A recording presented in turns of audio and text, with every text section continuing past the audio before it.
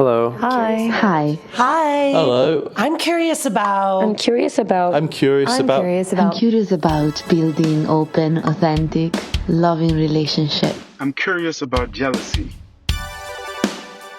I'm curious about polyamory. Does it just mean that you're fucking all the time? How can I tell my parents that my partner is already married? I'm curious about How do you know when you're too busy to have another relationship? I'm curious about dominant and subordinate relationships. I'm curious about sexual health. How can relationships evolve with people as they grow and change? There is sadness around that, right? Because I also like that arousal. Like that arousal is hot. Just like, a glass of wine to an alcoholic is like so appealing.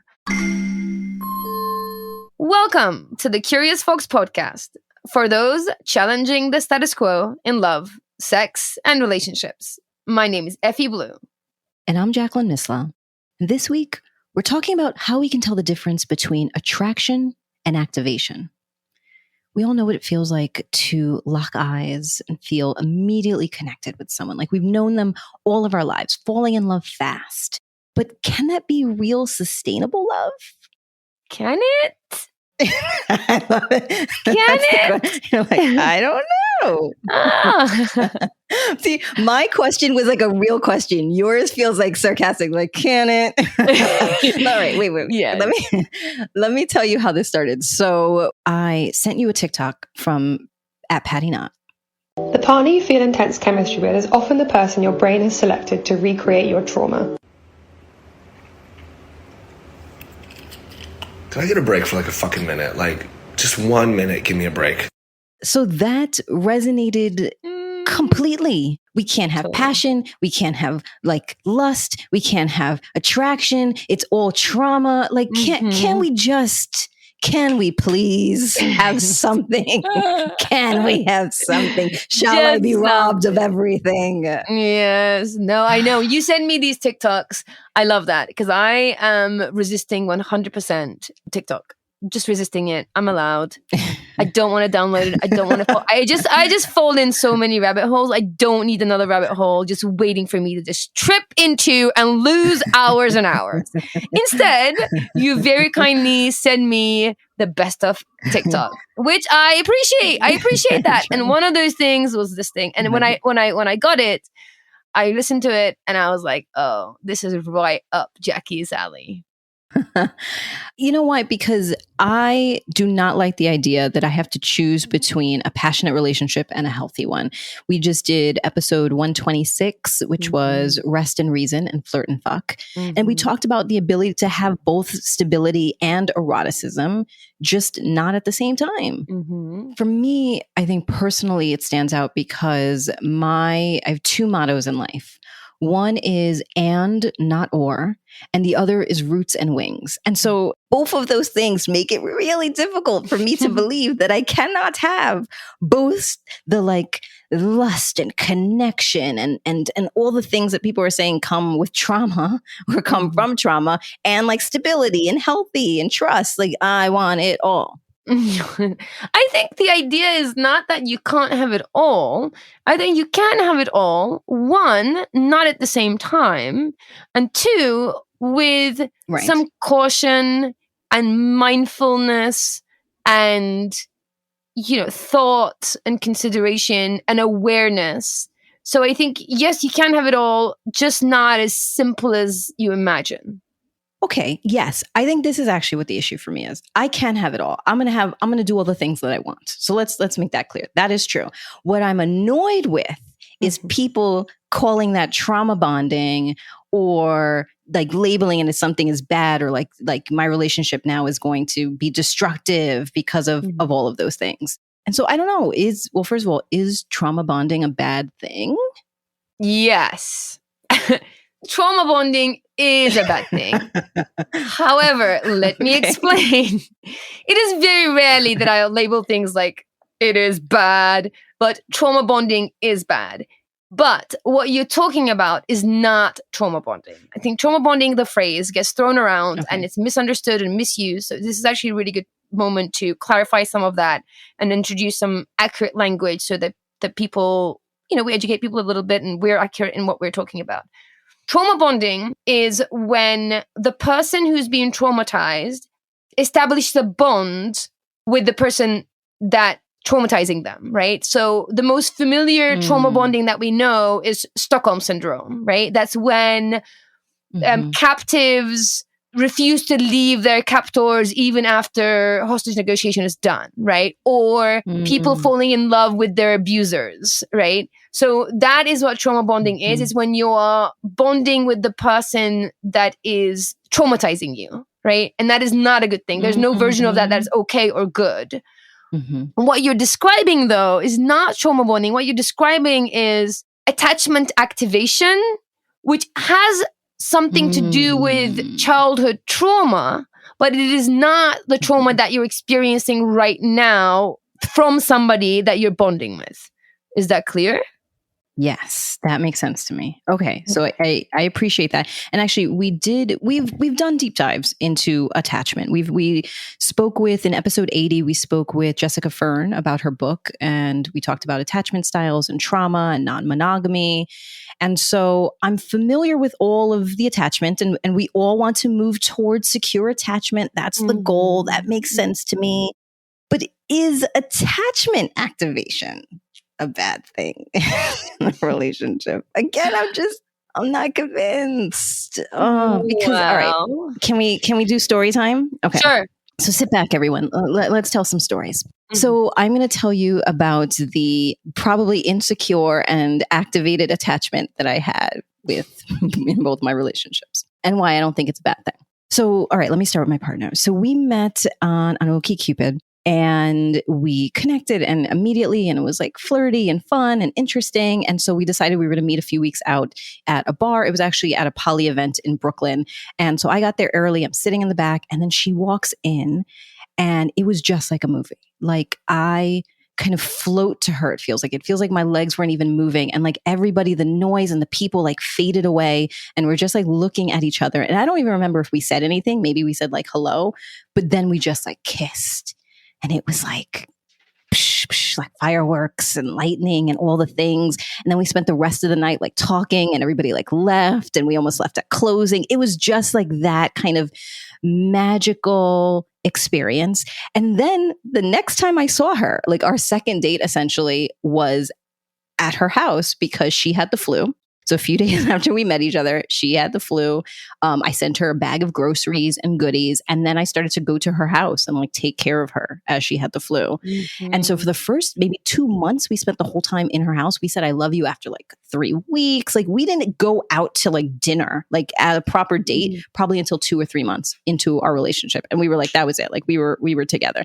But it just felt so familiar. It felt so, I don't know. It felt like I knew her forever. And so it just accelerated our connection. Right. So that is the magical piece, right? We hear these stories, and we hear these lines like, oh, when we met, it felt like we've known each other all our lives, or we must have been lovers in a previous life, or we're like twin flames in another universe. Like this idea that you've known this person you've just met, like your whole life, that your souls are intertwined through, space, time, and, whatever, right? So this idea is also like hyper romanticized and affirmed by art and media, right? We think that's what love is. The point is, if you have just met somebody and it feels like you've known them all their lives, it's because they're activating a part of you that's been around all your life. They are activating a pattern, an attachment wound, something that has been with you all your life. It is not who they are that feels familiar, but it is the thing that's activating inside of you is what is familiar. So when you feel like that about somebody at first sight, that is your cue, your clue, your prompt to search within and to see, are you regulated? Like, can you regulate yourself? And then really check in with that connection again. So the chances are, because you recognize or you've decided this person is somebody that you've known all your life, there is immediately after that, there is this illusion of trust, right? Even though you met them 5 minutes, like there's a part of you that's saying, wait, babe, we've known each other forever. So there's immediate so stepping into this illusion of trust, which means that you're probably putting your boundaries down too soon, too many boundaries going down too soon. And there's availability for connection, too much connection too soon, too quickly, right? Because you're operating under the illusion of that you've known each other forever. Often when that happens, it's accompanied by this like passionate, goes down on history sex, because you are operating from this idea of like trust and familiarity. So you're like willing to be seen and willing to be heard and like pour your heart out and like express yourself sexually because you think you know this person and you trust this person. And unfortunately, the sex is good. But the reason it's good, it's because it's based on an illusion, which is like such a sucky thing to say. I feel like a killjoy, but that's kind of what's happening. But it's a beautiful illusion. It's true. First of all, as soon as she got better, we spent the next 3 days in bed. I don't think we like ordered in and just, it was like, it was pretty good. But I don't know how to respond. Do you know what that reminds me of? There's a quick scene in The Matrix where somebody's talking about letting the machines plug them back into the Matrix because life is just better within the Matrix, right? So even though they've been freed from the Matrix, but they're in this like sucky life, even though they're like free, but they're eating like mush. And then they allow themselves to be plugged back into the Matrix and they're like, but the steak tastes so good, right? That's what it makes me feel like. Okay. But it's true. But let me say this. All right. I have a master's degree in social work. I have been engaged in this work for a long time. I have been in therapy I knew at the time, and certainly looking back, that there were some things that potentially were not healthy there, that there was some attachment stuff going on. So I know that was there, right? We come from a similar culture. We both have had issues with our parents growing up in kind of similar ways. She reminds me of my dad in a lot of ways, and even when we were arguing, I mean, I know that we immediately kind of step into our childhood selves and are like two kids fighting, and we've worked through that, but through a lot of time and therapy and commitment, we have created something that feels really stable and healthy. And we're going to be celebrating our 4-year anniversary soon enough. And so let me also point out that that's probably possible too, because it's an open relationship and we only live together part of the time. So we're not together long enough to annoy each other. So it's actually 2 years. Yeah. Yes, exactly. Not 4 years, it's 2 years. And I understand it. I mean, in some of our worst arguments early in our relationship, it really replicated the anger and aggression that I experienced from my father as a child. So I see it, but I also think that we have worked through it and are healing as a result of those triggers. Okay, I'm going to give you another example, another story time. So my wife and I, we met, we had an unconventional start. It included infidelity and secrets and power dynamics, but, we persisted nonetheless as who we are as people, we persist. And at some point we were talking and we realized that she all her life had a narrative that was, I will disappoint people. She had cheated on all her partners before she realized that she was polyamorous. She, I think, felt like she disappointed her parents when she came out as a young adult. And so she kept thinking to herself, I'm going to disappoint people. And the narrative that I had was, people are always going to disappoint me. I felt really left down by my parents and my former partners. I always felt kind of as a child and growing up that I had to be the responsible one. So I was always looking out for disappointment. And then I found it. Right. So weeks before we were going to get married, I found out that my wife was in love with someone else. I remember those days. Yes, exactly. That was not easy. If you want to hear more about that story, it's episode 63, Unpacking Infidelity and Surviving the Earthquake. So we had some stuff and it was pretty hard, but we also worked through it, right? Relationship coaching, individual therapy, workshops, books, conversations. And we are going to be celebrating a decade together soon enough. And we fully trust each other. But I also understand that in some of our worst arguments, it replicated the emotional distance and avoidance that I experienced from my mother as a child. Mm-hmm. And so essentially I partnered with my dad and married my mom. So that's awesome. Freud is raising the roof in his coffin right now. That's Freud is like, I amazing told for you me. all, this is what will happen. That's funny.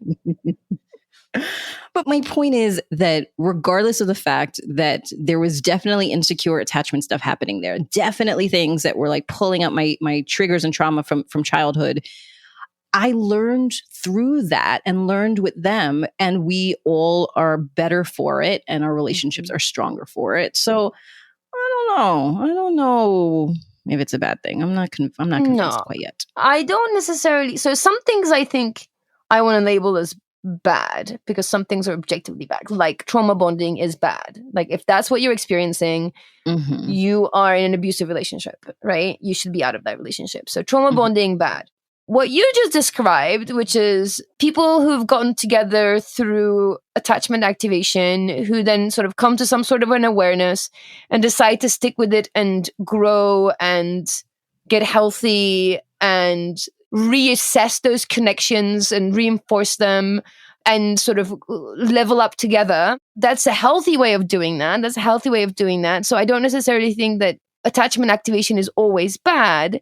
I do think that it requires people to go through what you've gone through, and I don't think everybody is able to do that or is available for them, right? So I don't necessarily want to label getting together with people who activate your attachment as a bad thing.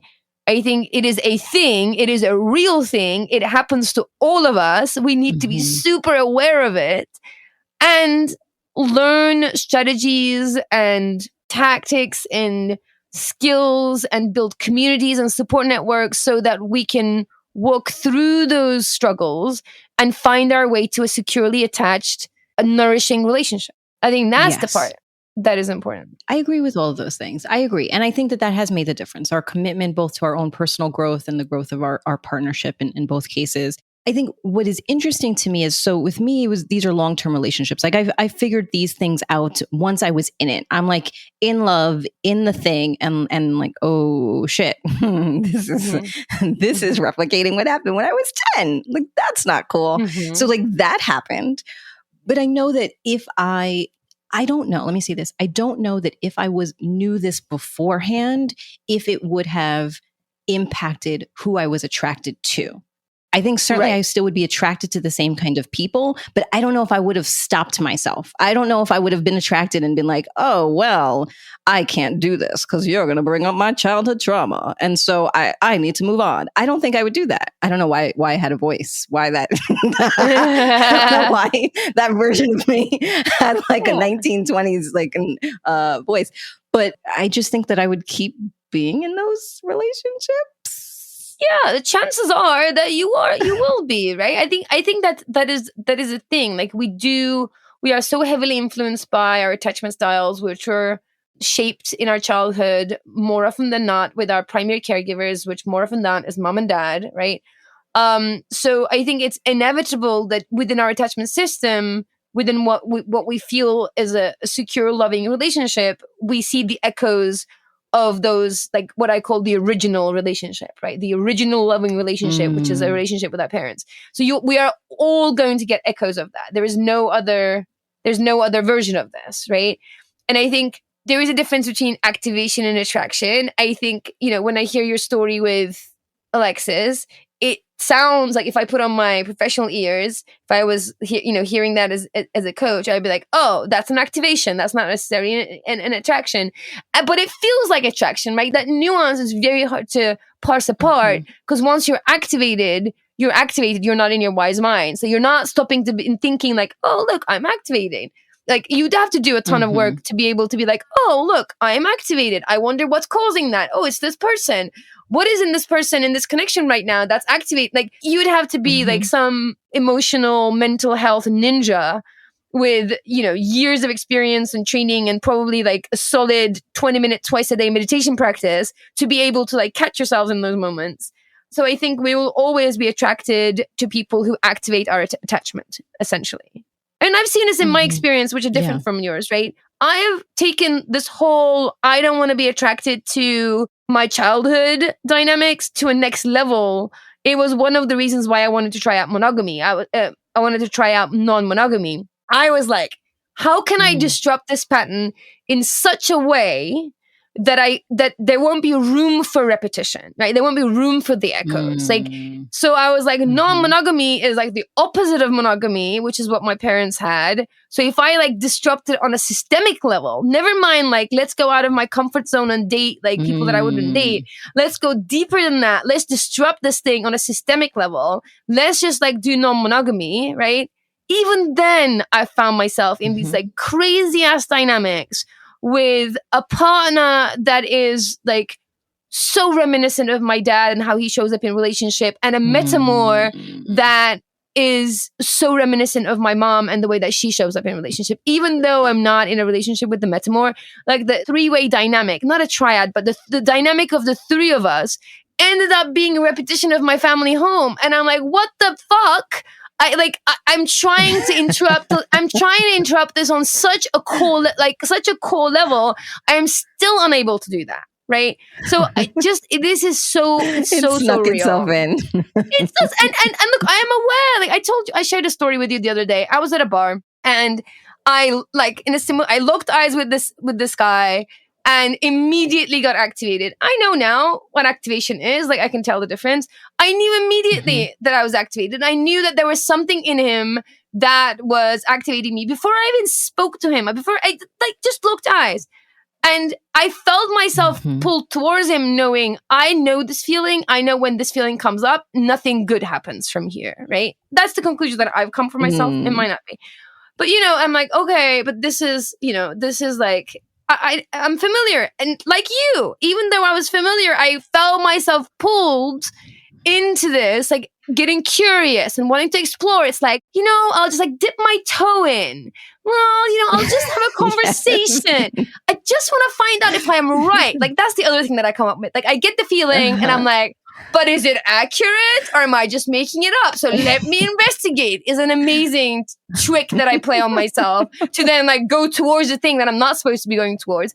And lo and behold, like this guy turned out to be essentially married and having an affair or would be open to having an affair, but really wanted to be non-monogamous, but didn't have the courage to speak. Like, it was just a whole mess. And I'm like, oh, yeah, that's exactly the kind of mess that I would find myself in the past, like before I've done the work. I'm like, oh, look, like this feeling, this alarm is still like fully accurate. Obviously, I just like, we had a conversation and I was like, I need to exit. I did exit and I didn't do anything. But I imagine it's the closest thing to I can imagine that feels like an addiction. Like it's like an alcoholic that's going into a bar and able to like turn around and walk out. Like they do it, but the effort and the experience of that, right? The fact that they still could walk out is a thing. Yeah. I imagine that feeling is accustomed to that feeling.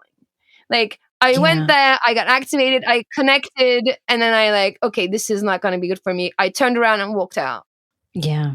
I was going to say, you had to be really strong to do that. Because I remember you telling me afterwards and you were like, I felt connected. I was turned on. Like this person was interesting, like all the things. Like I wanted to be in that space, but you had the courage, Miss Blue. And you said, no, I shall, I should walk out of this place. For me, it was actually next level. It wasn't even attraction, it was arousal. So I get confused. Like my inner systems get confused between attachment activation and arousal. So that I think is like the next level. Like attraction, there's still I think there's some spaciousness around the attraction, right? Like our narratives around attraction don't necessarily include an immediate resolution, right? Attraction is like what we're fed, and attraction is something that you explore, something you take time in, it's something that you, like there's gentleness to attraction, right? What I experience is activation that feels like arousal that is now demanding an immediate resolution. So in that case, I was very much like, yep, I would have totally fucked that guy. And under other circumstances, in another life, I would be like, yep, let's go to your room. It was a hotel bar, right? I'm like, yeah, let's go to your room. That's what would have happened, right? So I feel like I had to be extra careful, especially if I get that feeling that then goes into arousal. Yeah, I mean, so what I am confused about is we are built to survive, right? Built to be healthy and to procreate and all the things. Why then is it so that we all find ourselves, or at least most of us find ourselves attracted to people who are probably not good for us? We know that we do it, but why are we doing it? Yeah, it sucks, right? It's this like really smart way of survival that is built into our species. It's essentially what attachment style is, right? So let me do the very brief explanation of why attachment happens. And it's because the human infant is born 100% dependent with zero boundaries. That is just the human species. We come into this world 100% dependent on somebody with zero boundaries, right? We need to be fed, cleaned, taken care of, loved, nourished for a long time, right? Those of you who have kids, you know this, 3-4 years at least, right? Before you can turn your back on your child for more than a second. So that's how we come into the world. And the thing that makes us survive, knowing that we would have to depend on somebody, the thing that makes the person that we're dependent on take care of us is love. And love that is not necessarily of Valentine's Day and roses and chocolates, but love that is actually somewhat evolutionary, like the sort of the more bigger, more comprehensive love, right? And that love is the same love that stops a mother from throwing the baby out of the window at 3 a.m. in the morning for the 20th night in a row while she's awake and she can't get the baby to settle or feed, right? It is that love, that evolutionary love, that makes us stick it out, right? And that is where the survival piece comes in. It is survival of the species. It's that generic. It's like the survival of the species is so much bigger than us. It's so much bigger than that moment, right? And that stuff is built in. It's like hardwired through millions of years of evolution. That we come out knowing we're dependent. We come out knowing that we must be taken care of. And the thing that enables that is this idea of love. So we have an idea and a feeling of love that we experience. And then that love then needs to be presented. Like we need to know what that love looks like and feels like and how we reciprocate, how we show it. And that idea of what love looks like gets written in that first, what I call the original relationship, right? So the original loving relationship is the one that we have with our primary caregivers. And that's where we learn what love looks and feels like, right? We have a reference to it internally, but then it needs to become real out in the world that we can recognize it. So that initial prototype for love or relationship is built in the home. And whatever is built into that is what we recognize as love, right? In an ideal world, we are of parents that are loving and compassionate and gentle and wise, and they give us space when we need it, and they're attuned to our needs. They come to us when we call them. They are gentle guardians. They let us be who we are and accept every piece of us while they remain loving, caring, and considerate, right? That is the ideal situation. And if that's the case, if you're that lucky, you are very lucky. That is what love looks like to you. That is what you've experienced, right? So in your model for love, that is what you see. The rest of us who didn't grow up in Magic Land, right, are born to parents that are human and struggling, and maybe, you know, they were harsh on us and they were hypercritical because they felt like they wanted the best for us. And their expression of that was driving us and, you know, being all about grades or being ahead of the curve, all that kind of stuff, right? So now your model for love has criticism built into it. So when you see criticism out in the world, you associate that with being in a loving relationship, right? So now when you meet somebody who's being critical about what you're wearing, right? Somewhere in your inside your brain, the piece of code that says, oh, that's what loving people do. That's when you love somebody, you criticize them because that's what was in the original model for love, right? Or you have a parent that is absent, right? They don't ever get angry, but they check out, or they're always coming home late, or they're just not there for you, right? Now you think absence is what love looks like, right? And now you meet somebody who, you know, halfway through a conversation kind of checks out, doesn't really listen to you, or if there's a conflict, they're shutting down, and you're like, oh, okay, I recognize that as love, right? So all of these behaviors are things that trigger our idea of love, which we've decided in this original relationship that we've had with our parents. That is why we end up partnering with dad and marrying mom. Oh Lord. Yeah. So I send you all the TikToks. You send me all the YouTube videos. Yes. And so we've been talking about this for weeks because this has been on my mind since I saw that TikTok. And in response to that TikTok, you've sent me like 7 YouTube videos and you're like, you need to watch these because this is what this is about. And there was one line, you sent me one from School of Life. It is Why We Pick Difficult Partners. We'll link all of these things in the show notes. But there was one line that stuck out to me, which was in terms of being attracted to someone or not attracted to someone, we may label someone as not sexy or boring, when in truth we mean unlikely to make me suffer in the way that I need to suffer in order to feel that love is real. Yes. Yes. Oh, unlikely to make me suffer in a way that I need to suffer in order to feel that love is real. Yes. Yes, I think the reason for that is this attachment stuff happens when we are in the survival mode, right? When we're babies, we're like prime directive, survive, right? Our brains aren't geared towards thriving. We are always geared like survival first, right? So if you're not surviving, if you're not sure and safely surviving, you're not going to thrive. So our brains are always focused on survival. And I think as babies, the chances of survival are actually fairly low, right? I'm not talking about today with modern medicine. I'm talking about years of evolution. So cavemen lost kids all the time. Women died at childbirth all the time. Women die at childbirth today, by the way. So like the chances of being born and staying alive and getting to a certain age is actually fairly low. And it was even less when we were evolving, right? So I think what's happening is we associate love with survival because it's happening to us. This idea of what love looks like is happening to us during a period where we're trying to survive.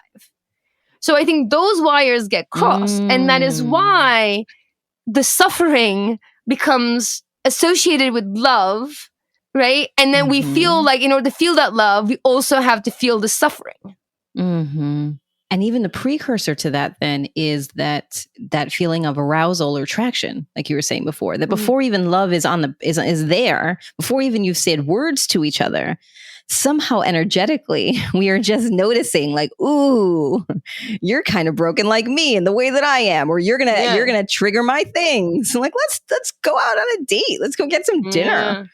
I do think that some of that stuff on that level is actually like, I understand it scientifically. I understand it about mirror neurons. Like I understand the brain, not wholly, but the parts that to do with this topic. Yet that attraction on this, like just by looking at somebody, by just standing next to somebody, having all these flood of emotions with such little contact is still a massive mystery to me. It just feels like magic. It really does feel like magic. Yes. I've experienced this like standing next to somebody, not even eye contact, like standing next to somebody and energetically feeling like, oh, you're broken like I am. And that, I just don't know. I find it really hard to explain that. Yeah. So, okay. All of that makes sense to me as to why, from like a evolutionary perspective. I'm going to give you a little bit of a woo-woo perspective, which I'm not super woo-woo. So, but we're going to, okay. So this is why I think that we do it. I think that the universe matches us with people who are going to challenge us to help us grow. So I believe that we have an opportunity as an adult to break patterns and heal relationships with love in partnership in a way that we could not do as children. I am not sure how we could heal on our own when many of our hurts and triggers emerge when in partnership. And so I think that if there is a willingness to heal and a desire to do that together, then again, I keep going back to the beginning. Like, is it that bad? Is it?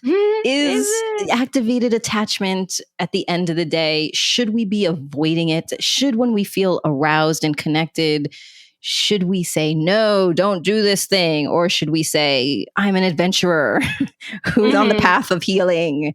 Let's go have some great sex and then go to therapy. Like that's I like what that I'm idea. wondering. I feel like that's just like to me that just describes an ideal relationship. Good sex, regular therapy. Yeah. I feel like that is all I want. And brunch in between. Sex, brunch, and then therapy. And therapy. I love that. That is like my ideal relationship. So let's talk about, is it bad? Again, I don't think this is one of those situations we can say good or bad, because it really depends on what you're attracted to through attachment activation, right?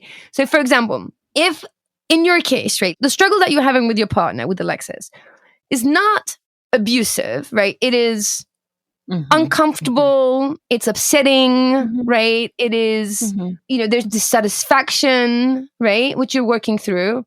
And all of those things are not nice. Like, you don't really want them in any relationship. No one's signing up for those things, right? But it is not the end of the world. Like, no one's abusing anybody. No one's being hurt in a kind of like a physical abusive kind of way, right? So you're kind of you're walking towards something. You're walking, towards something that isn't ideal, but it's also not detrimental, right? And you're like, and I want to heal through this. And you happen to have a partner who's willing to sort of go on that journey with you. So in your case, is it bad? No, it isn't. Actually kind of working out really well for you. Congrats. And, I get to witness it, which I love. It's beautiful. So that's great.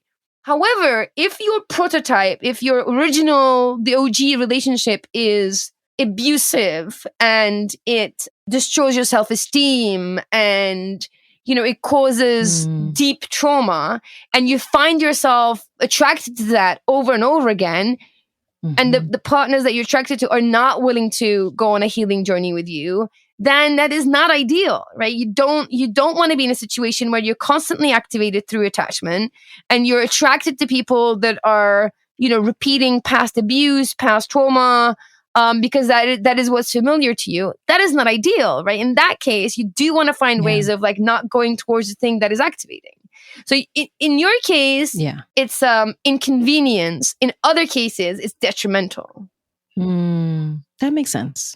Okay, so that makes me feel a little bit. I feel a little less judged by the therapists of TikTok that are saying my relationships are not going to work. I think that we will push through. And it makes sense to me that if the pattern of folks that I was attracted to were, to your point, creating abusive situations, that would be something to avoid. Or that they might not also be like abusive. Like another thing to watch out for example, this guy at the bar. The chances are you might also find yourself in situations where you have a one night stand and you feel like empty and, it affects your self-esteem. They might not even be abusive, like consciously abusive towards you, but you find yourself in relationships that hurt your self-esteem, that make you, not have good steady boundaries and agree to things that you don't really want to. And you come out the other side feeling beaten or with low self-esteem or self-hatred and all those horrible things. Even though the other person's intentions aren't that, you just got pulled into a relationship that does that for you, right? Again, that is not ideal. Like, do you want to be walking in those relationships? Yeah. Ideally not, right? Yeah. So, okay, but if this is so embedded into our code and unconsciously it's insidious and it just pulls us towards people without us even realizing it, then how do you break that? How do you break that pull? And to your point, say, no, I should not be going this direction. I want to do things differently. Or wait a minute. Oh no, I'm in this relationship. Like, what can I do now? Like, essentially what happens next? Sure. I mean, a few options, right? I think first and foremost, awareness, right? So I think we need to be aware of the way that we're showing up in these relationships, right? So what can we do about it? First and foremost, we need to be aware of it. Like, I now have a spidey sense, right? So I know that when I'm activated in that way, which is jumping into arousal that is now demanding resolution, the chances are something is wrong, right? I just know that. Yeah. Which, can we pause there for a second? I mean, that makes me feel sad, right? That you're like, as soon as I get turned on, I know something is wrong. Like, No, not just turned on in any way, turned on in a very mad. specific way. No, I mean, no, you're right, because that makes me sad too, right? Okay. That makes me sad too. But it's like it's like what I'm saying about addiction. It's the difference between, like I've had a hard day, I'm going to, have a glass of wine, or I want to have, a little bit of weed, right? Versus, like if I don't have that glass of wine, or if I don't smoke that weed, like something bad is going to happen. The world's going to come to an end, and I just can't imagine a world when I don't do that, right? That is the difference. So I still get turned on in healthy situations. Thank God for that. I just know to recognize it. I know to recognize the nuanced difference of when I'm activated, which feels like arousal, versus I'm attracted and into arousal. Yeah, that makes sense to me. Yeah. But there is sadness around that, right? Because I also like that arousal. Like that arousal is hot. Just like, a glass of wine to an alcoholic is like so appealing, right? It just feels like exactly what they would want, It's the same idea, I think. So in those cases, I walk away. Like there are certain cases I know to walk away. And I think that is the right answer for some people. Like if you are noticing that you're going into abusive situations or situations that are not good for you and leaving you, either hurt or empty, and you have a pattern of that and you recognize that pattern, next time it comes up, walk away. Just walk away, right? If you're not able to walk away, get your friends involved, right? Get them to tell you that it is not a good match, right? I think that is something that you can do. The other piece, I think, is letting go of the idealized, the romanticized, the eroticized idea of connection, right? This idea that true love starts with this like magical attraction where you immediately fall in love with this person and everything just feels right and you click together. And, I think that idea of love and that seeking of that lust as a proof of love is, I think, an idea that we need to let go of. And it sucks to say that, because that idea is so ingrained and it's so delicious and it's so fun. And letting go of that idea comes with grief.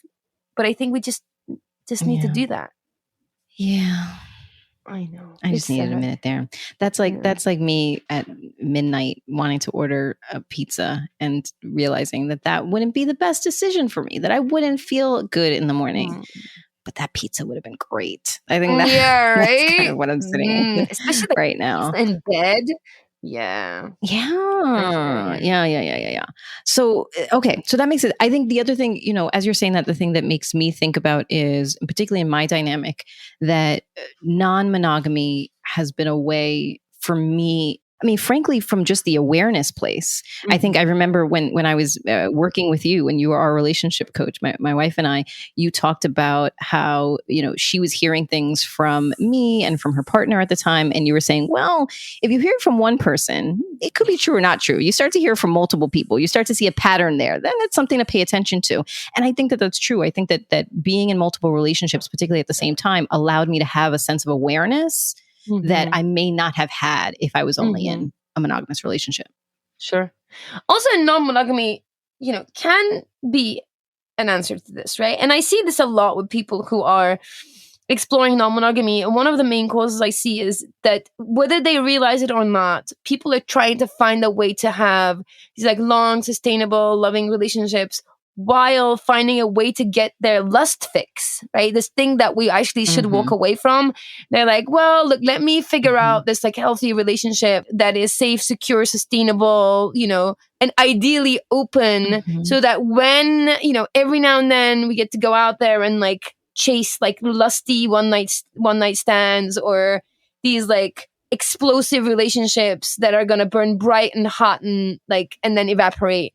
So yeah, I mean, non-monogamy, I think, is an option. I'm not saying that's what everybody should do, but it is an option if you want to figure out, if you want to have both these like established relationships and also make room for these like, hotness. That makes sense to me. Just a word of caution out there to the people. Just be careful. You might go out there looking for lust and find yourself some love. there was no way in my mind that my relationship with my partner would have lasted this long. That was not at all what I was seeking. And then it evolved over time. But just a word of caution. Be careful out there. Yeah, be careful out there. Yeah, I get that. I remember there was a time when, in the beginning, when my partner and I started to explore how do we heal together, where you were talking to me about different couple therapy options for us to explore, particularly when it comes to healing from trauma. Couples therapy is great. Everybody should do it. Even if you're not having any troubles in your relationship, go and get some therapy. It will just make things better. And I think some of the, one of the therapy modalities that gets talked a lot about, where couples really decide that the relationship is really about healing. Like their relationship is really about healing. So it's a commitment to healing each other within the context of the relationship. They can engage in imago therapy, right? So I don't know. I have two minds. I'm in two minds about imago therapy. Or the imago method, if you will. It involves 3 steps: mirroring, validating, and empathy. At times, you're being a surrogate parent to your partner, and you're really looking to heal childhood wounds in the context of this current adult relationship. And that's what imago therapy is. I think it works with committed couples who really decide, like mutually decide, we have some childhood wounds, which is affecting the quality of our relationship. And we want to heal those wounds within the context of this relationship. And we're going to support each other actively in healing those relationships, right? So it's a very involved modality. And it works, I think, when people who are committed to it. However, my big question about imago therapy is that my guess is that it kills the eroticism. Again, I just want to say, this is my personal opinion. There's no data. There is nothing other than my personal opinion and what I've read about it. So I just want to, there's a word of caution. Like if you are doing imago therapy and it's like rocking your world and you're having the best relationship and living your best life, and what I'm saying is just not resonating with you at all, good for you. Let us know how it's going. I want to hear about your experience. Just from knowing what I know and working with people, my personal opinion is that I could imagine imago therapy killing eroticism, especially because you're going so deep and doing things like taking a surrogate parent role with a partner, getting really sort of the level of attunement that imago therapy is building, right, through mirroring, validation, empathy, is akin to parental attunement, which again is not really supposed to happen in our adulthood and adult relationships, right? So given that it's really bringing up parental familial stuff, I can see how those dynamics, and when you get involved in them, can just like kill your eroticism, because that's not where the erotic lives, right? We don't want to fuck our parents.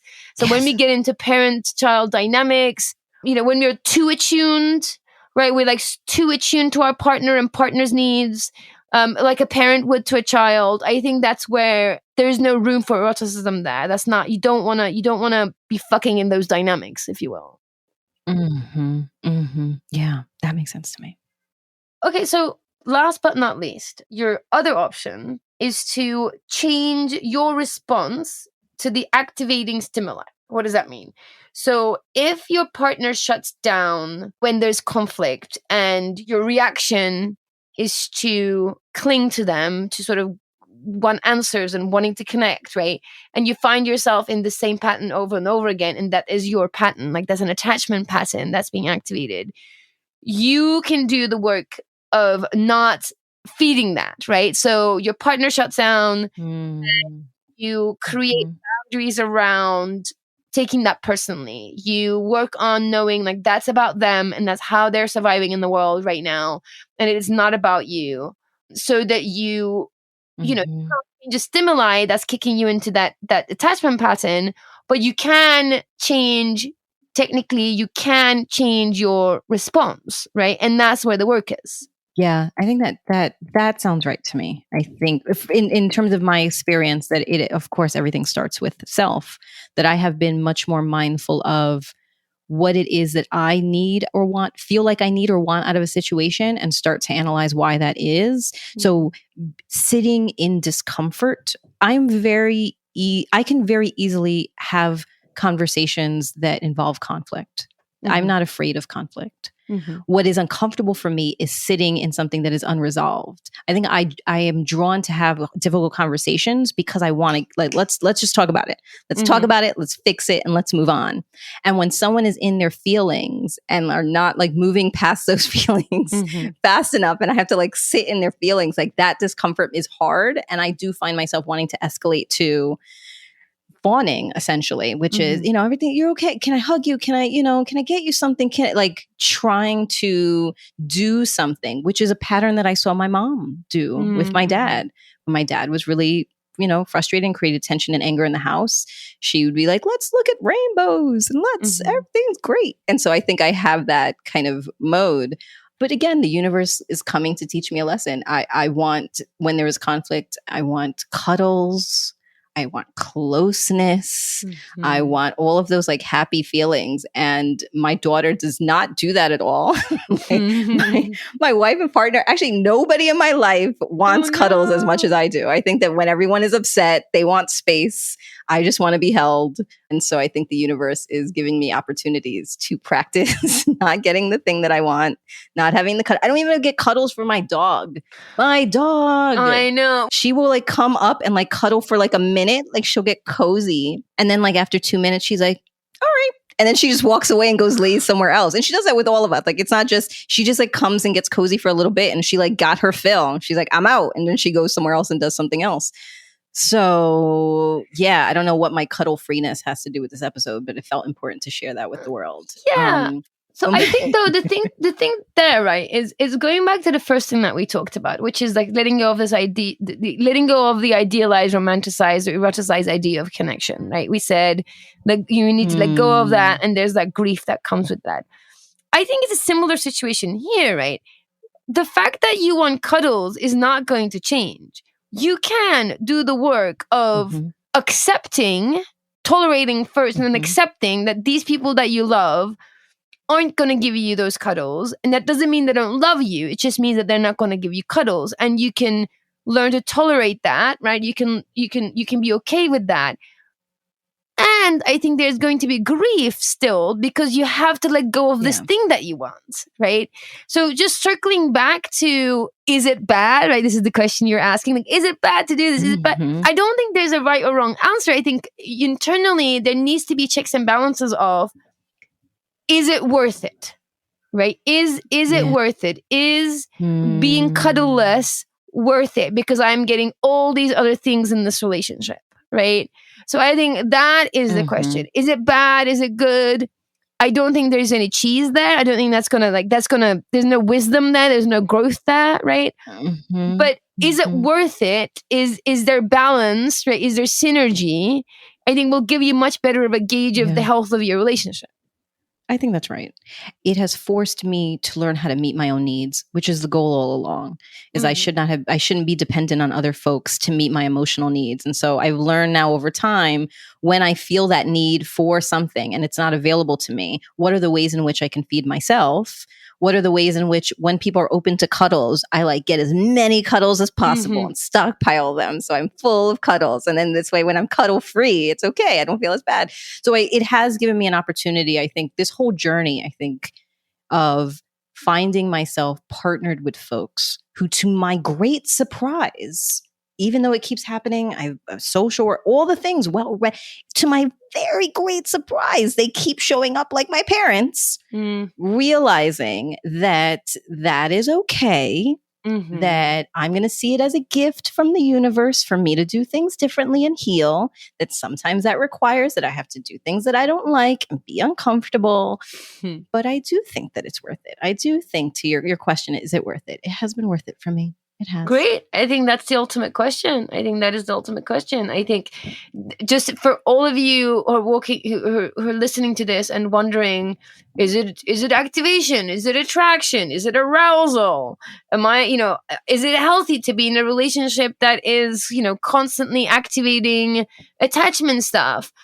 I think the question is that you need to come back to is exactly that. How is everything else? Is it all worth it? Is the effort that it takes for me to be in this relationship worth the relationship? Am I creating something, or am I preventing am I preventing something? I think if you're creating something and if you feel it's worth it, go forth and thrive. If you want to weigh in on all of these things, if you have a different opinion than Effy and I, if you have a story to share, we want to hear it. There's a million different ways. Well, not a million, but there's a bunch of ways that you can contact us. First, you should be going onto our Facebook group. That is where our listeners connect, where we share some information, and where you can talk about all the episodes with other curious folk.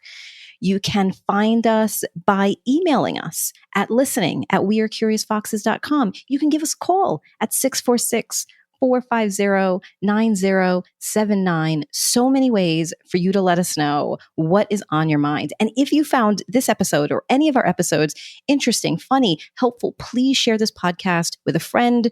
Quickly rate the show, leave a comment, subscribe on Apple Podcasts, or follow us on Spotify or Stitcher. It is going to take a few seconds of your time, but it will have a big impact for us. And if you've really been enjoying the show and you want to continue to indulge your curiosity and get more foxy with us, then you should join us on Patreon. Go to We Are Curious Foxes on Patreon, and that's where you can find mini episodes, podcast extras of stuff that couldn't make it to the show. And we have over 50 videos from educator-led workshops from pre-pandemic, when we were in person, through when we were doing Zoom events.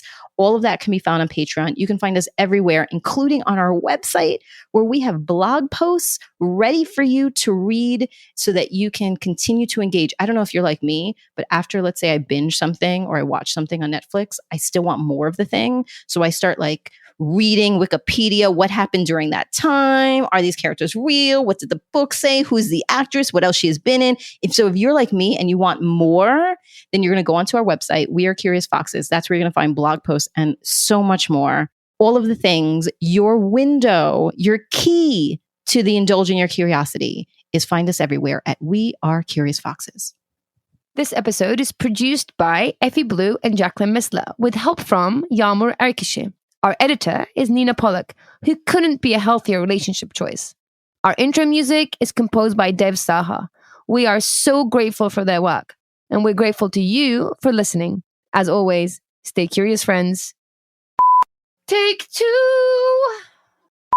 Do you hear that car screaming behind me? Mm-hmm. Oh no, I think that's the heat. I don't know. Okay, I'm gonna try to navigate past it. Okay, quiet it down. Curious Fox Podcast is not and will never be the final word on any topic. We solely aim to encourage curiosity and provide a space for exploration through connection and story. We encourage you to listen with an open and curious mind, and we'll look forward to your feedback. Stay curious, friends. Stay curious. Stay curious. Stay curious. Stay curious. Stay curious. Stay curious.